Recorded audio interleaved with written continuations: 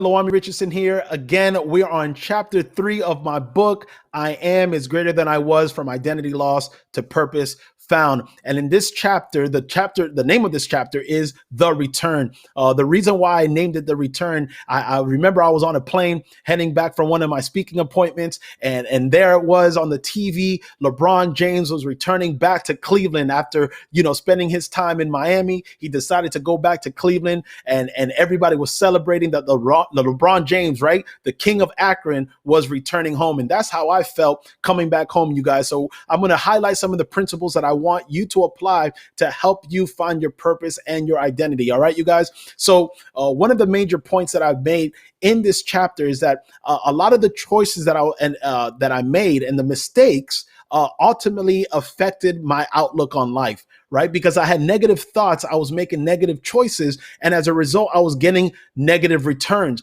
And so, because life just became hard because I didn't know how to properly think positive or to give a positive outlook in my current situation. It really affected how I looked at life. At the end of the day, life ain't gonna give you nothing. You know what I'm saying? I'm gonna be a bum. I'm gonna stay a bum. I'm never gonna succeed only because I continue to experience failures, right?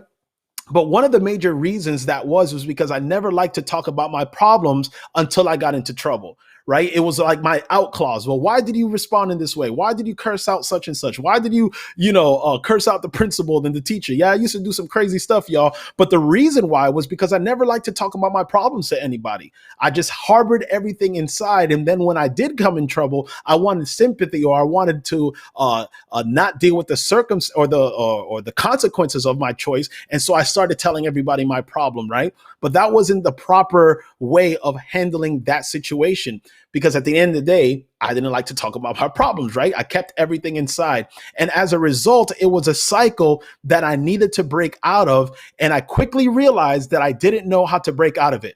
And the reason why is because I held a lot of emotions and pain inside, and because I didn't know how to properly channel that pain and that anger, and because I didn't know how to express my feelings, I continued to make dumb decisions. Why? Because I had negative thoughts, and because I had negative thoughts, I responded with negative actions, and as a result, I got negative in return, right? And so because I was dealing with emotions, pain inside, anger, right? These strong emotions, and I didn't have a proper outlet to express these things, is why I got myself into a lot of trouble. And because I got into trouble, it gave me a negative outlook on life. At the end of the day, I can't get a break. Well, the reason why I couldn't catch a break is because of the decisions that I was making, because of the pain and the frustrations and the hurt that I was experiencing, all because I did not know how to properly communicate that to the people that loved me the most, right? So one thing I learned while taking my anger management sessions, because I told you in this chapter, one of the things that I needed to do as part of my probation was to take anger management courses, right? Here it is, this light-skinned boy, I'm saying, funny, joking. When people saw that I had to take anger management classes, they're like, you got anger issues? I was like, yeah, man, I had a whole bunch of anger issues. And the reason why I did all of these dumb things was because of that anger. And so one of the things that I learned in that anger management course, I'll never forget my counselor. He was a young Asian dude who loved hip hop. So as we went into those sessions, he would take a lot of the artists that I loved listening to, and we'll break down lyrics and all of those things. And he showed me how I can express my anger, my frustration, and my pain through a way where I can communicate it and not harbor those things inside, right? That's one of the things that I learned from my anger management sessions when I was in high school. And so one of the things that I learned in that session was not to hold those negative thoughts or feelings inside too long. Because what happens is that thing boils up, boils up, boils up. And as you continue to add more frustration, more anger, more pain, right? At some point, the smallest little thing can cause me to pop and explode. And people think it was that situation that caused me to be angry, when in reality, I was harboring a lot of stuff inside that I didn't know how to properly express, right? So one of the things that I want to share with you is that don't harbor that pain, that anger for so long that it causes you to have a negative outlook on life, and cause the little things that may happen in your life, the hiccups or heartaches, right? That you may experience in your life to allow you to explode at that moment because you was harboring things for so long, right?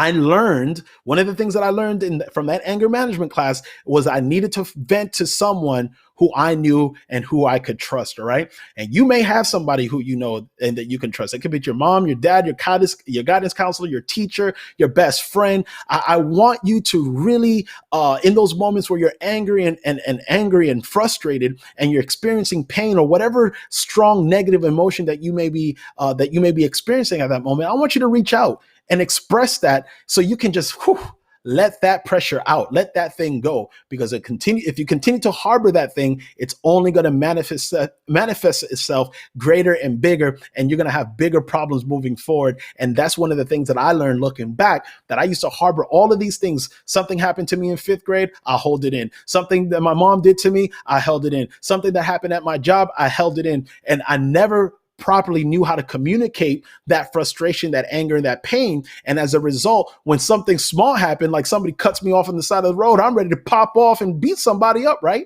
And people's like, yo, you getting upset because somebody cut you off on the road?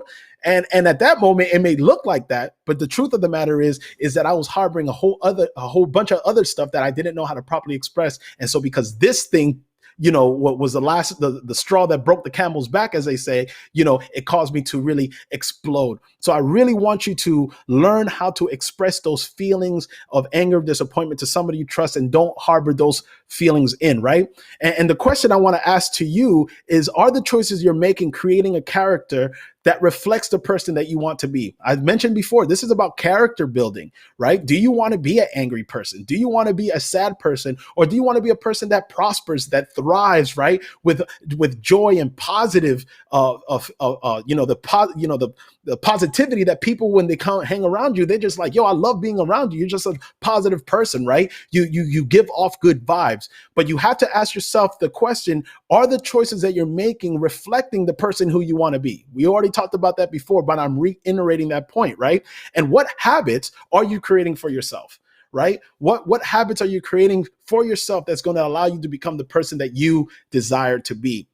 And then you have to ask the questions, are the habits that you're creating, right, are for yourself, are they good or are they bad? Are they getting me closer to my goal, or are they actually deteriorating me from my goal, right? Are they getting me further apart from the goal and the dream that I want to achieve? So here's some questions that I want you to ask yourself as we reflect on this chapter and the principles that I just shared in chapter 3 of The Return. Have there been moments in your life where you wish you were dealt a different hand?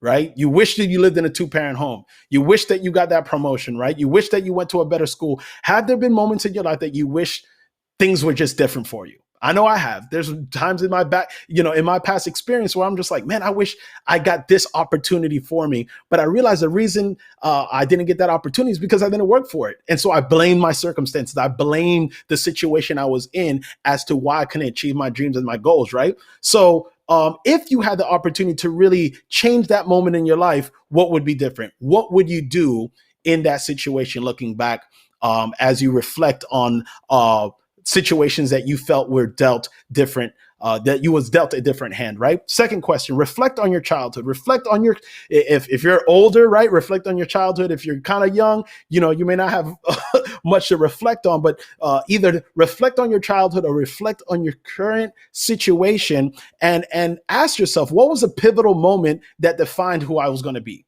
And either negatively or positively, right? And I want you to reflect on that and think to yourself, what was a pivotal moment that defined who I was and who I was going to be?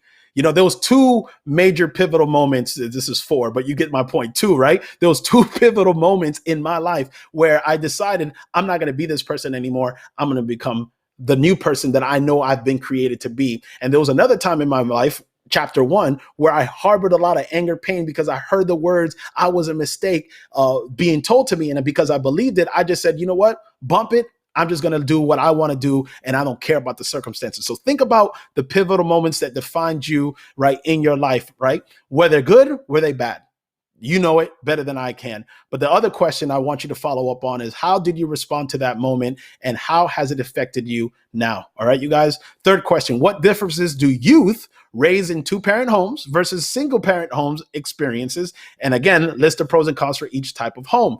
I'm reiterating this because at times we blame our circumstances, not realizing, we are going to be handed different circumstances, but how we determine our situation and how we're going to supersede or excel from that situation is going to determine whether or not we're going to achieve that goal and be that person that we know we've been created to be. All right. So again, it may not be for you, but it may be others, teachers, leaders, youth leaders, whatever the case may be. I really want you to focus on these questions because this is a big problem that we have in our culture and our society, that many of our youth, many of our adolescents are living in in single parent homes, and they're experiencing the disadvantage. But I really want them to focus on the advantages that they can possess from being in that situation. All right. And then lastly, here it is. Will the choices you make now affect you in the future? And I want you to explain that answer. Will the choices that you make right now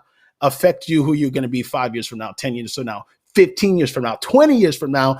And I want you to explain. For me, I already know the answer. But one of the things that I've learned, that even if I make a bad decision now, doesn't mean that I can't correct it in the future. But if I can go back in time, right, and do things differently, guess what? I would have made better choices, so that way life wouldn't be as difficult as I made it out to be. All right, you guys, that is the conclusion of chapter 3, The Return. I'll see you in chapter 4 as we continue our 10-part series. Peace.